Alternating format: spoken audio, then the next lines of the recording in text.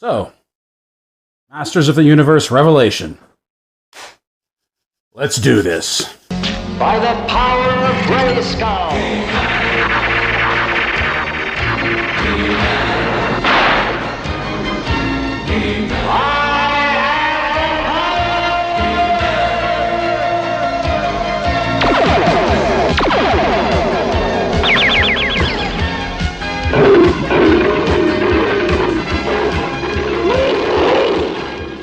Hey everybody, Mac here. Originally, I wasn't going to make this video. This is actually the third time I've tried to start it. Masters of the Universe Revelation has become such a hotbed, such a hot-button topic in our culture right now, that this wasn't really something I wanted to dip my toe into. However, there are two reasons that you're watching this right now. One, through the history of this channel, Masters of the Universe, Mega Constructs Masters of the Universe, has always been my most popular series on this channel, so I felt like I kind of should do this to go along with all of the reviews I did, especially since I did some reviews building up to Revelation, like Stinkor, Fakeor, and Tila. But two, and more importantly, being a small channel, as I am, I admittedly don't get a lot of audience or viewer interaction outside of what happens on YouTube as far as likes and comments and things like that go. However, I actually had a couple of subscribers reach out to me on Twitter and ask, when am I going to do this? Am I going to do this? What were my thoughts on this? So, because of that reason alone, I'm small enough that when viewers ask me to do something, if it's within my power, I typically try to make it happen. So, here we are. Let's get started. Masters of the Universe Revelation is a 2021 animated series by Mattel Television and Powerhouse Animation Studios, music by Bear McCreary, made for Netflix, and helmed by Kevin Smith. It was heralded as a continuation to the 80s Filmation series, and I believe Kevin Smith at one point even referred to it as a love letter to the fans. So how did it turn out? Well, that's what we're here to talk about. Don't get me wrong, there's a lot of people online that are hating on this show just for the sake of hating on it. Equally, there's a lot of people online that are loving on this show just for the sake of loving on it. Anybody that actually has legitimate critiques is being pushed to one side or the other. There doesn't seem to be any room for nuance in this. And that's actually what I'm going to try to go for here. Is it a bad show? No. It's not good either. It's not perfect. There are a lot of flaws to it. I don't think it's good. I don't think it's bad. I think it sits somewhere right in the middle. And for me, that is the most egregious thing that art can do, is to just be very meh and forgettable and not have an impact on you in any way, shape, or form. And for me, that's what Masters of the Universe Revelation is. So right now, before we go any further, I'm sure most of you know the story of this show by now, but this is just fair warning. Spoilers ahead. If you haven't seen the show, if you don't want spoilers, turn back now. Least ye be warned. So what's wrong with it? First of all, I think the issue is the formatting, how it was done. It's 5 episodes that are 25 minutes long. My first question is, why are they 25 minutes long? Why wouldn't you just go for the full half hour? That didn't make any sense to me. Second, with 25 minutes at 5 episodes, that's less than 2.5 hours, and they try to do a lot in that less than 2.5 hours. They try to do too much in that less than 2.5 hours. This show, so much happens in such a short amount of time. I feel like there's no real time to let anything impact you. There's no real time to let anything develop. That character development, except for one character specifically, is almost non-existent. And even that one character that does get development, it's not very good development. I am, of course, speaking of Tila, because if you've watched the show, you know the big thing that everybody's having issue with is that He-Man dies in the beginning. Now, as far as He-Man dying, I don't particularly have issue with that, because I thought his death was done really well, and I thought the reveal that Adam was He-Man to Tila, I felt was done really well. That he was doing it in this moment of self-sacrifice. I liked that we saw him as He-Man, then it cuts to Tila, and you see the look of surprise on her face, and then it cuts back, and it's Adam again. Because seeing He-Man revert back to Adam, we don't need to see that. We know that's going to happen. What's important is to see her reaction to it, and I thought that was done really well. I understand people being upset that he was taken out so early, and I can appreciate that. I can even agree with that. But I think if they would have proceeded with the show in a better way, his death that early in it would have had more weight, would have had more resonance, and would have had more impact, and people would have been more open to it, because he's coming back. Of course he's coming back. Even in the end, when he came back and Skeletor killed him a second time, he's not dead. He's not. He's just not dead. I don't like that he was sidelined in the way that he was. Because while, yes, you can argue that he's in every episode as just a flashback, and he doesn't really add much weight to what's going on. Now, this show actually lost me very early, because for as good as I felt the first episode was, where it lost me was when they went back to Castle Eternia, and Duncan said Skeletor's been defeated, Grayskull is safe, He-Man is dead. And then Marlena started crying, and Randor asked Marlena what's wrong. And before going further, I love that Marlena knew what was happening. When Adam was leaving to go transform into He-Man at the beginning, and she looked over her shoulder and said, "Be careful, son, be careful, Adam," I think I actually did a fist pump, because I was just thinking, my parents knew what I was doing all the time when I was a kid. How does at least not one of them know what's up with their son? So when Marlena starts crying, Randor asks, "What's wrong?" Marlena says, "We've lost our son." He says, "What are you talking about?" Duncan says, Man-at-Arms says, He-Man and Adam are the same person. So now Randor has to deal with the fact that his son is gone. And I can understand his reaction. Some people took issue with him threatening Man-at-Arms' life, with him banishing Man-at-Arms and stripping him of his rank. I don't, and I'll tell you why, because and this is one of those things that there was potential to build upon, but they really didn't. It just happened in that moment, and then it was pushed away. You have to remember, if this really is a continuation of the Filmation series, you have to remember the relationship between Randor and Adam. Randor thought Adam was a loaf. Randor thought Adam was a layabout. Randor was disappointed in Adam. Randor questioned whether or not Adam was ready to be king, whether he was whether he was of kingly material. He was probably disappointed in his son. And now he finds out that all of those years of disappointment, that Adam was actually the best of them all. How do you think a father would react in that? Of course he's lashing out. Of course he's blaming Duncan. He even says, "You were supposed to protect him. You were supposed to keep him safe. How could you keep this secret from me? I'm your king. He was my son." Like, he's blaming Duncan for something Adam chose to do. And that is a very human thing to do. And in this situation, I think that is a very fatherly thing to do. He threatened Man-at-Arms with execution. I don't believe he would have executed Man-at-Arms. He was lashing out. As a matter of fact, in part 2, I'm not going to be surprised if Duncan and Randor patch things up. So, all of this is happening. Randor orders Tila to take Duncan away. Get this disgraced man out of my sight. And this is when Tila decides to make it all about her. And that's when we found out that this series is going to be all about her. She takes off the tiara, she throws it down. Parents have lost their son. The kingdom has lost their prince.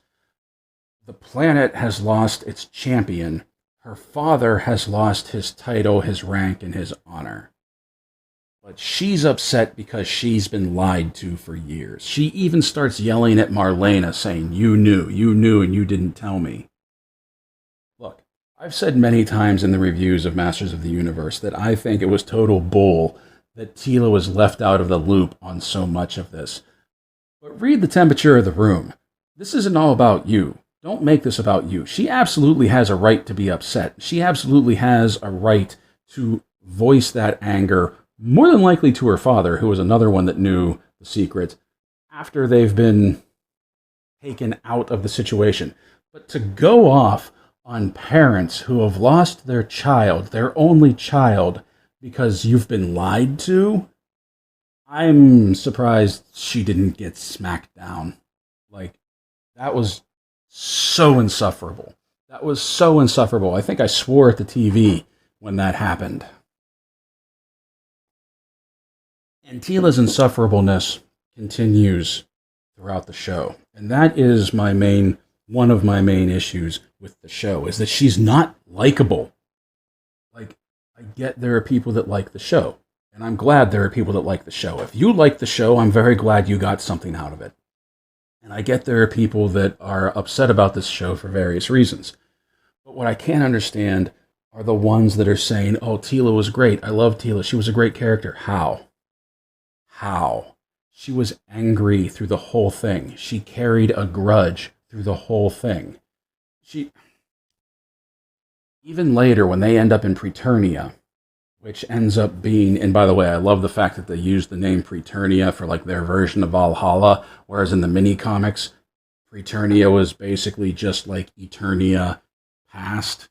I love that in this, Preternia is like Valhalla. So even when they journey to Preternia, and she sees Adam, and time has passed, and we're not exactly sure how much time has passed, but I'm guessing like maybe 10 years have passed, that she's still mad at him. She's still carrying a grudge. She won't talk to him. And it's like, your friend has been, you're seeing your friend who's been dead for maybe 5 years, 10 years, however long has passed. You're seeing him for the first time, and all you can think is, I'm still mad at you. Please. But the thing that upset me the most about Tila, the thing that made me roll my eyes the most, the thing that I thought was the most ridiculous about her character, was when they went to Subternia. And first of all, Scareglow being Lord of the Dead, Lord of Subternia, was an awesome move. Subternia itself was really dull and really boring. It was just a cave with some illusions, some zombies, and a shadow beast, but that's nothing we haven't seen before.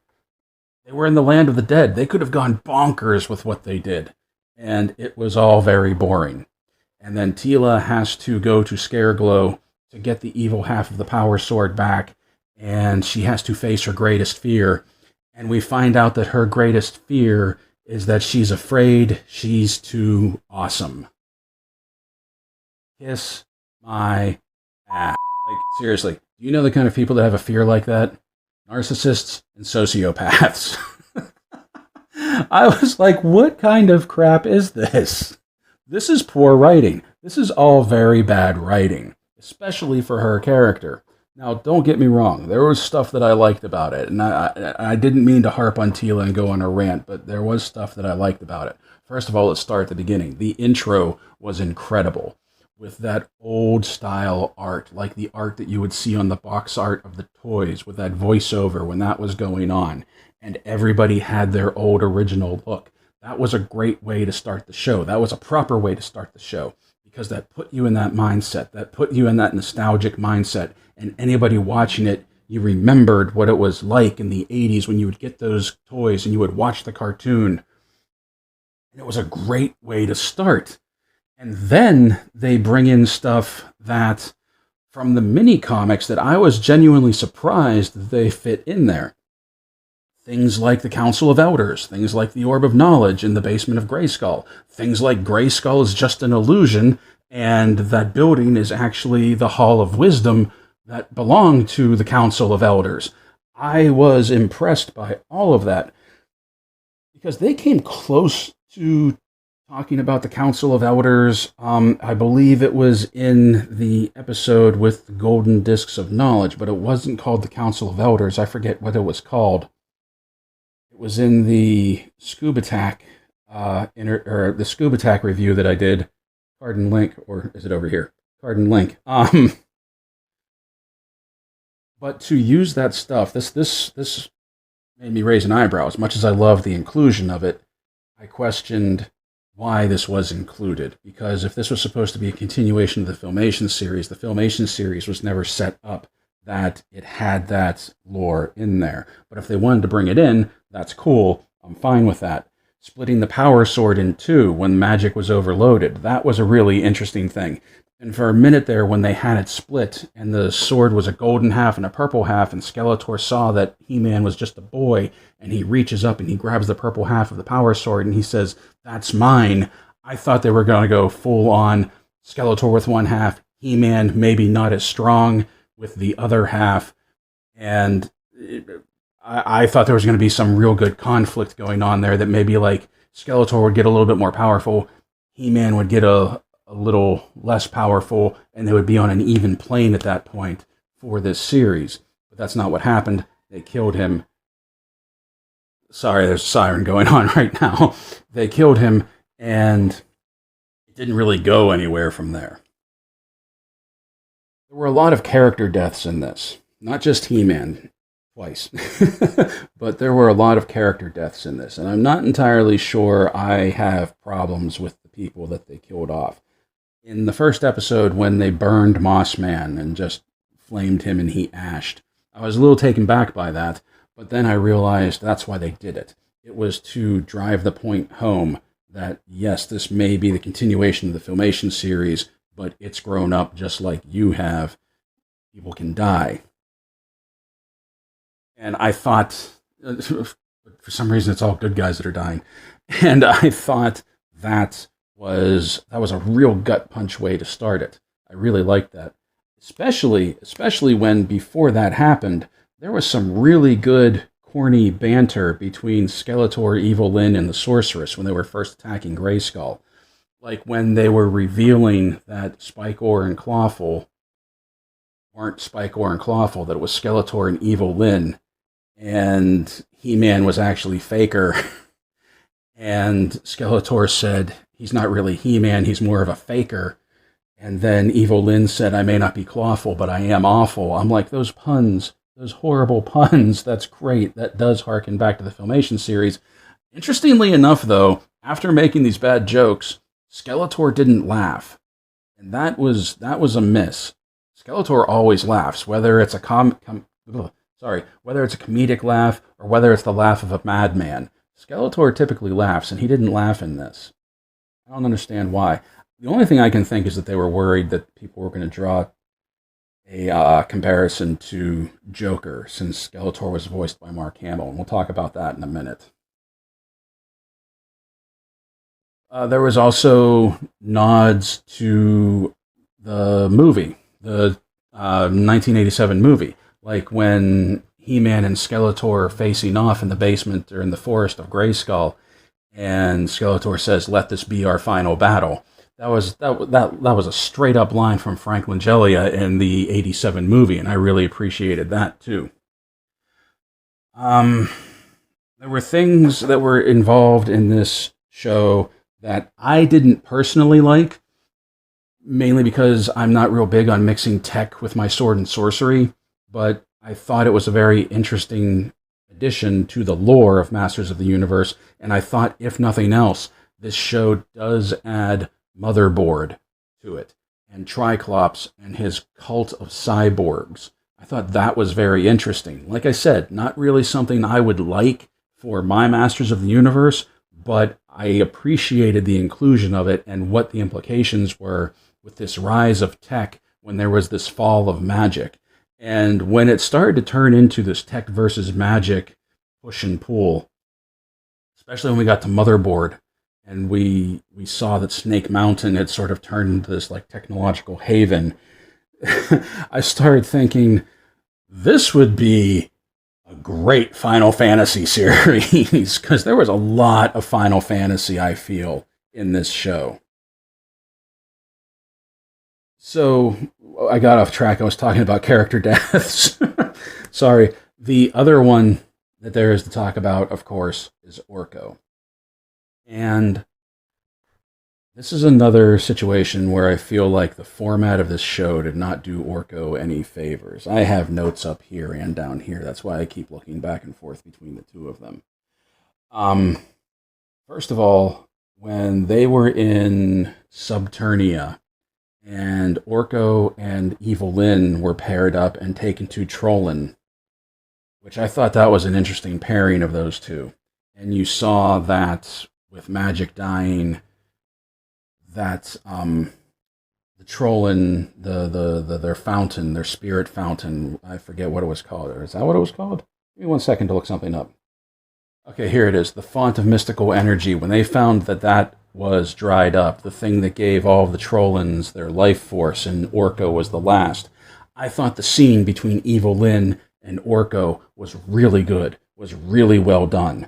And we find out that Orco isn't his name, that his parents had named him Oracle, and he couldn't pronounce it when he was a kid, and he said Orco, and his parents just let him kept being called Orco because he wasn't living up to the potential of Oracle, that he wasn't this great mage, he wasn't this powerful magic user.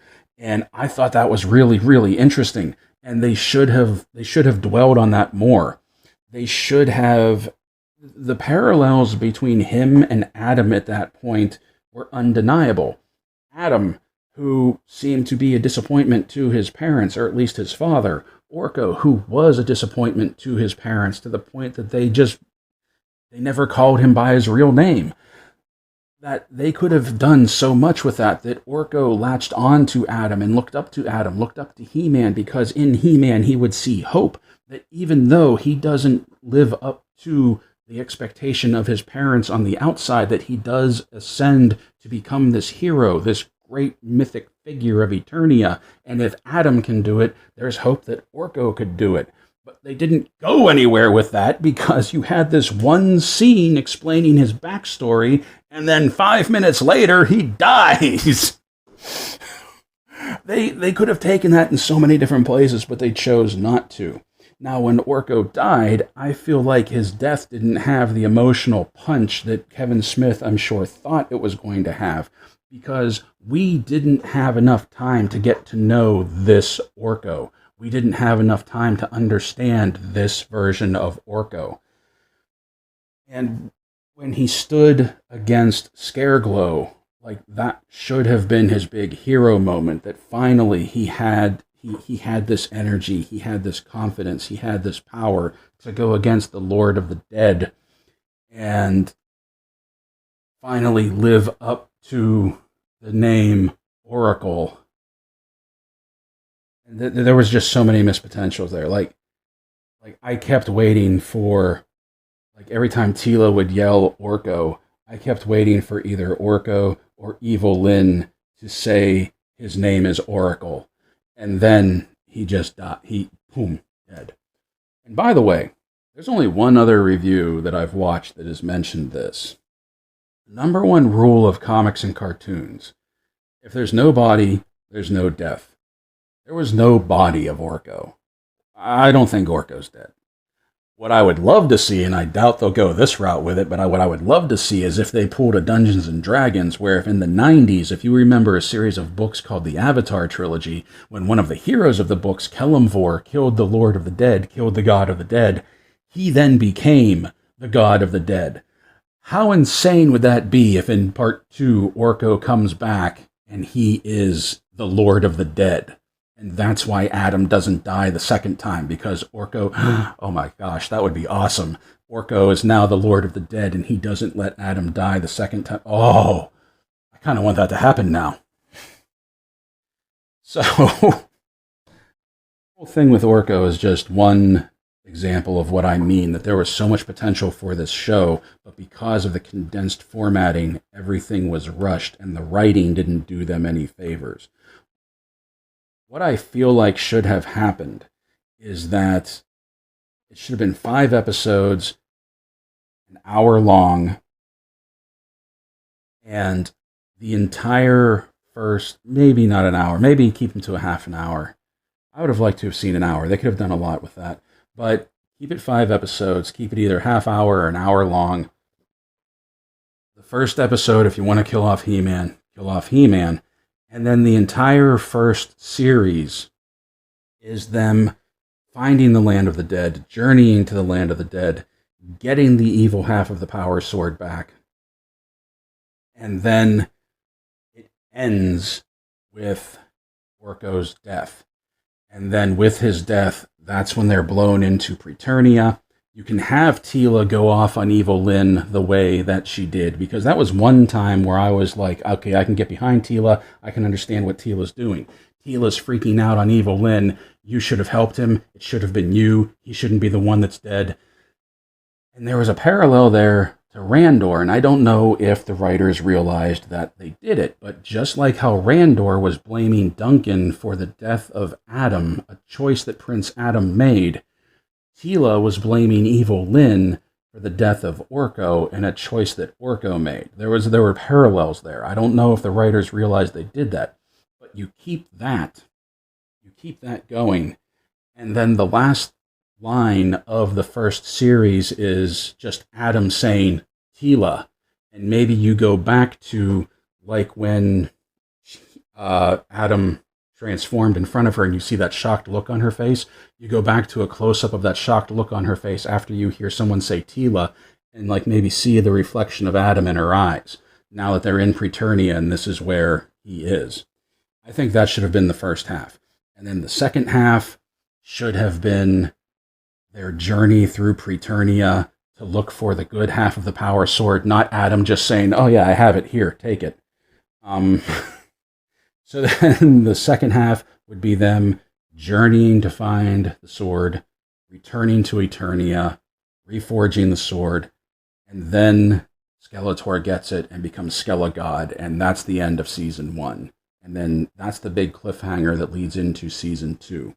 I don't know, I feel like it would have been spaced out better. I think they would have had more time to develop characters. I think they would have had more time to develop story. Everything just moved too fast for me. Everything, like, nothing had time to resonate. No plot points had time to grow. There were some plot points that I really liked that they didn't seem to do anything with, and I have a really bad feeling that in Part 2, they're not going to do anything with them. Like, the Havoc Staff being the key to hell was fantastic. And to further make that connection, she puts the head of the Havoc Staff on the headless skeleton, the doors to Subternia open. They journey down there. Tila's facing off against Scareglow. She mentions Skeletor's name. Scareglow says, Skeletor, I remember that name. So Scareglow, Subternia, the Havoc Staff, everything is all connected together. And we're not going to find out how. I just have this bad feeling that that's like a plot point that they're just going to let drop. And they're not going to, there's not going to be any explanation to it. What else do we got here? Roboto was another one that I felt could have used a lot of... I almost forgot about Roboto. Roboto was another one that I thought could use a lot more character development. That if they would have moved him into Part 2, instead of him dying in the last episode of Part 1, if they would have moved him to Part 2, after they were done with the Orco story arc, they could have focused on Roboto, and we could have learned about Roboto through Andra, the robot and the engineer. That would have been really interesting. Because when Roboto died, his death didn't really have much impact either, because you have to remember that as you're watching it, especially if you're binge watching it, Orco just died like 10-15 minutes ago. So some people are still getting over the death of Orco, that when Roboto dies, it's just like, ah, crap. But also when he's dying and he says, I feel afraid, tell Father I am a miracle, it's like, okay, that's cool, but I didn't know feelings were something that he didn't have, or that he was trying to get to, or that he lamented not having. I liked the idea that Roboto could reforge the Sword of Power, because in this power struggle between technology and magic, I really liked the idea that this creature of technology reforges this artifact of magic. that was a really nice touch. And once again, I'm not entirely sure if the writers realized what they did right there, but I really liked that. That was a good touch. But then if we would have had the relationship between Andra and Roboto build through part 2, there could also be some agency, some guilt for Andra, because remember, turning the tower into a forge was her idea. Reforging the sword in the way that they were reforging it was her idea. That after the sword was forged and the explosion of energy detonated and took Roboto out, there could have been some lamenting, like, I'm sorry, I didn't know, this was my plan, I should have thought things through, and then he could have consoled her, and then they could have consoled each other while he was dying, and we could have learned about Roboto and felt the death of Roboto through Andra, but we didn't. Now, with that out of the way, I think I've talked enough about the writing, the formatting, where I feel it fell short. The voice acting was, for the most part, really, really good. I mean, they have a great voice cast here. There's 2 in particular that I want to talk about, but let's just go down and take a look at some of these. First of all, Lena Headey as Evil Lynn. I know that didn't sound like the original voice of Evil Lynn, but I really liked her as Evil Lynn. Once again, this is just an issue that I have, that it took me a while to get used to it, because every time I would hear her, I kept hearing Morgana from Troll Hunters, because it was Lena Headey, she was voicing Morgana, and yeah, it was a powerful sorceress. I just kept hearing Morgana for the longest time. I got over that pretty quickly, though. Justin Long as Roboto, I thought, did really well. Oh, where is it at? Tony Todd as Scareglow was fantastic. Phil Lamar as Hero. I love that Hero was in it, but I feel like Phil Lamar was underused. He should have had more than just a couple of lines. Phil Lamar is a great voice actor, and I feel like they gave too many of these roles to just actors, because there is a difference between a voice actor and an actor. And like Susan Eisenberg as the sorceress of Castle Grayskull. She was also the voice of my girl Wonder Woman in the Justice League, and I love her. I love her voice. I love her voice acting. She should have had more to do. Where's it at? Oh, here it is. Griffin Newman as Orco was fantastic. He was definitely one of the standouts of this show. He was spot on for that role, and I loved him in it, and that's another reason why I hope Orco does come back in part 2, because I want to see more of what he can do with that role. Henry Rollins as Triclops was okay. I know they made a big deal about Henry Rollins being Triclops in that role. I don't understand why. I don't think he particularly brought anything to the table. Like, he wasn't bad, but it wasn't like, oh my gosh, Henry Rollins is definitely the guy you needed for this. Like, it could have been anybody. Now, He-Man and Skeletor. Let's talk about Skeletor first, because I know a lot of people have been saying, oh, it's just the Joker, it's just the Joker. I understand that there are some people that whenever you hear a voice actor, you always hear they're probably their most popular character. So I can understand that people will hear Mark Hamill and just hear Joker. I don't think as many people who are claiming they did, but I don't doubt that there are some people that do hear Joker whenever they hear Mark Hamill. It's just like what I said with Lena Headey, that it took me a while to adjust, because when I heard her voice, I heard Morgana. It took me a while to adjust that this is Evil Lynn, so I can understand that some people heard Mark Hamill and heard Joker. I didn't hear Joker. Truthfully, I think I heard Megatronos more than Joker, but I can understand people who did. And that might be why they didn't have him laugh, because if he did try to laugh, his laugh sounded too Jokerish. Now, having said that, Batman was totally in this show. As soon as Merman opened his mouth, I was like, Kevin, man, you didn't even try to hide that. Like, every time Merman talked, I just kept picturing that 1990s Kenner action figure of Scuba Attack Batman. And I was like, I can't take this seriously.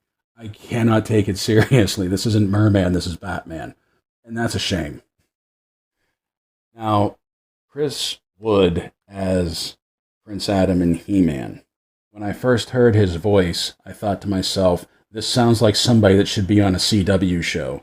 And then I saw who it was, and I laughed.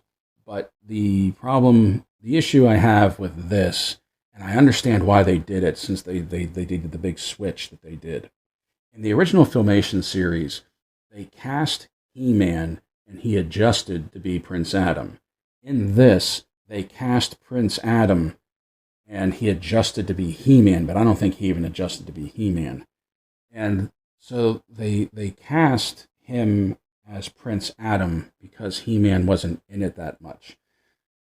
And I get why they did that, but still, when he was He-Man and he was talking as He-Man, it didn't sound right. It didn't sound like He-Man. And the biggest issue I had with him as He-Man was the transformation was very unheroic. The whole... First of all, I think they dwelled too long on the transformation. It was like they tried to do something like what they did with She-Ra a few years ago, where like they panned up his body and you saw everything change.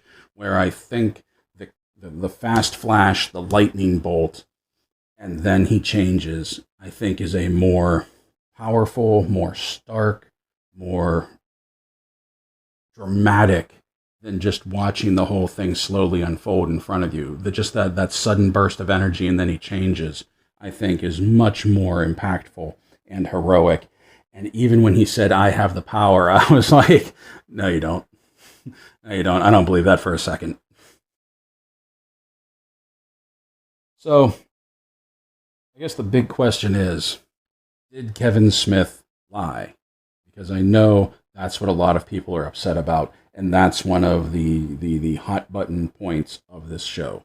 Did Kevin Smith lie? Yes, he absolutely lied. Anybody who said he didn't lie isn't being honest with what's going on. He lied about this show in the same way that J.J. Abrams lied when he said Cumberbatch wasn't Khan in Into Darkness. And I kind of get why he lied, because they figured it out. Whether it was leaked or whether people just figured out what was going on, he lied for the sake of the plot. But he shouldn't have said anything. He should have just kept his mouth shut. If people weren't lied to, if we weren't told this was going to be one thing and then we got something else, I genuinely don't think that there would be as much anger out there about what's going on as there is. It's just like She-Ra. When She-Ra came out, not a lot of people were happy about it because it wasn't like the Filmation series. It went in a completely different direction, had different character development, whatever you want, different plot, whatever you want to say. But at least people knew what they were getting. In this, the problem is that I don't feel like this actually is a continuation of the Filmation series. I feel like the Filmation series is right here, and then Revelation is kind of like a parallel that juts out. And that's fine. If they wanted to just make a reboot of Masters of the Universe based off of the Filmation series, they should have just said that too. I don't feel like this is a continuation. I feel like there's too much that doesn't gel with the Filmation series. There's no heart to this, there's no levity to this, there's no spirit to this, there's no comedy in this. There were a few funny things, like those bad puns at the beginning of the show, and then that was kind of done.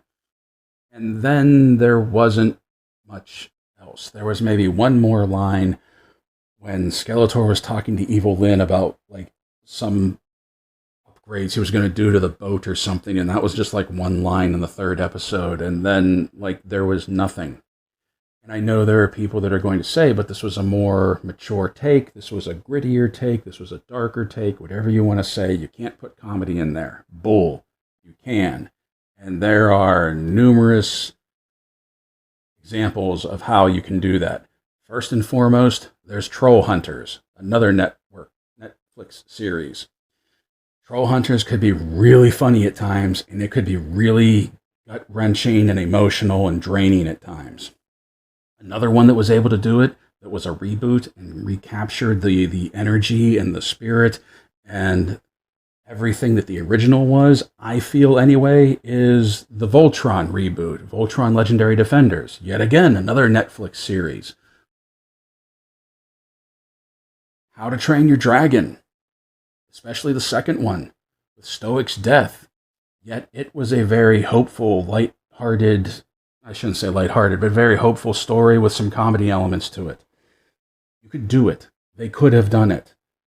But it was just like flatline through the whole thing to me. There weren't many ups, there weren't many downs, and Tila's character just being angry through the whole thing, carrying a chip on her shoulder through the whole thing, really set the tone of the show and didn't help to bring any hope, any excitement, any levity to anything that happened. So was it good? Like I said, no. Was it bad? No. There was good things, there was bad things about it, but it's nothing that made me jump out and go, wow, thank you, I needed to see this. Will I see part 2? I honestly don't know. And it's not because I'm boycotting it. It's not because I'm so upset because of part 1. It's just that I don't care. I don't think I need to see part 2 because part 1 didn't interest me enough to want to care where this is going. I mean, if it's on, I'll watch it probably if there's nothing else to see. But it's not like I'm sitting here going, ooh, can't wait for part 2, can't wait for part 2. Unlike when I was watching Troll Hunters and I was like, oh, bring out the next season, bring out the next season. Or when I was watching Voltron and I was going, bring out the next season, bring out the next season. This is just like, okay, it happened. If you liked it, I'm glad you liked it. I'm glad people liked it. I'm glad people were able to get enjoyment out of it. I think it's a huge missed opportunity. I think it's kind of a dud. And that's just my take. Let me know what you think. If you leave a comment down below, please remember, keep it civil. Until next time, play well, everyone. Stay safe, stay healthy, and as always, thank you for watching.